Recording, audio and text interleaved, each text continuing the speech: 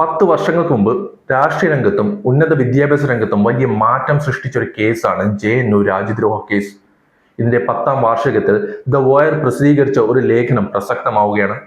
JNUയുടെ മറവിൽ മറ്റു ക്യാമ്പസുകളിൽ പ്രതിഷേധങ്ങളെ നിശബ്ദമാക്കുന്നുണ്ടോ എന്ന്. 2016 ഫെബ്രുവരി JNUവിൽ മുഴങ്ങിക്കേട്ട മുദ്രാവാക്യങ്ങൾ രാജ്യദ്രോഹമായി ചിത്രീകരിക്കപ്പെട്ടപ്പോൾ അത് കേവലം ഒരു സർവകലാശാലയിലെ പ്രശ്നമായിരുന്നില്ല, മറിച്ച് വരാനിരിക്കുന്ന വലിയ മാറ്റത്തിന്റെ സൂചനയായിരുന്നു. ലേഖനം ചൂണ്ടിക്കാട്ടുന്നതുപോലെ അന്ന് JNUവിൽ തുടങ്ങി ആ വേട്ടയാടൽ ഇന്ന് പല സർവകലാശാലകളിലേക്കും പടർന്നു കഴിഞ്ഞു. ഇതിനെ ലേഖനം വിശേഷിപ്പിക്കുന്നത് സൈലൻസ് ഡിസെന്റ് ആസ് ദ നോം, അഥവാ നിശബ്ദമാക്കപ്പെട്ട വിയോജിപ്പുകൾ സ്വാഭാവികമായ ഒന്നായി മാറുന്നു എന്നാണ്.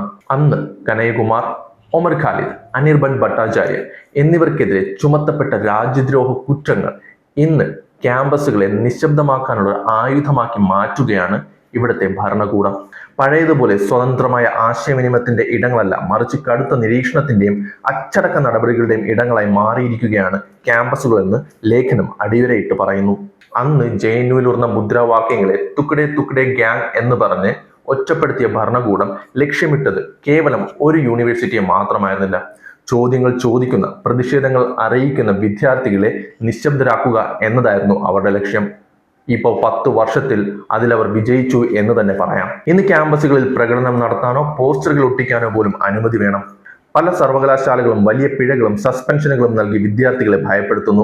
ജനാധിപത്യപരമായ പ്രതിഷേധങ്ങളെ അച്ചടക്ക ലംഘനമായി വ്യാഖ്യാനിക്കുന്ന പുതിയ രീതിയെക്കുറിച്ച് ലേഖനം ഗൗരവമായി തന്നെ ചർച്ച ചെയ്യുന്നുണ്ട്. JNU മുതൽ ഹൈദരാബാദ് സെൻട്രൽ യൂണിവേഴ്സിറ്റി വരെ, അവിടെ നിന്ന് ജാമിയ മിലിയ വരെ, ഇവിടെയെല്ലാം നടക്കുന്നത് ഒരേ അടിച്ചമർത്തലാണ്. ഇവിടെയെല്ലാം നിശബ്ദതയാണ് ഇപ്പോൾ പടരുന്നത്. ഇനി ശബ്ദിക്കുന്നവർക്കെതിരെ UAPA പോലുള്ള കടുത്ത നിയമങ്ങൾ ചുമത്തുന്നു. എന്നിട്ടും അതും കടന്ന് മുന്നോട്ട് വരുന്നവരെ ദേശവിരുദ്ധരായി മുദ്ര കുത്തുന്നുണ്ട്. ഈ പ്രവണത പൊതുസമൂഹവും അംഗീകരിക്കുന്നു എന്നതാണ് ഏറ്റവും ഭയാനകമായ വസ്തുത. ഇപ്പോൾ തിരിഞ്ഞു നോക്കുമ്പോൾ JNUവിൽ സംഭവിച്ചത് ഇന്ത്യയിലെ ജനാധിപത്യത്തിന്റെ മരണമൊഴിയായിരുന്നോ എന്ന് പലരും സംശയിക്കുന്നു. ശബ്ദങ്ങൾ ഉയരാത്ത ക്യാമ്പസുകൾ ജനാധിപത്യത്തിന് അനുകൂലമാണോ എന്ന് പലരും ചോദ്യങ്ങൾ ചോദിക്കുന്നു. ദ വയർ ലേഖനം അവസാനിപ്പിക്കുന്നത് പോലെ ഈ നിശബ്ദത അപകടകരമാണ്. ഒരു തലമുറ നിശബ്ദമാക്കുമ്പോൾ അവിടെ അവസാനിക്കുന്നത് ചിന്താശേഷിയും പ്രതികരണ ശേഷിയുമാണ്.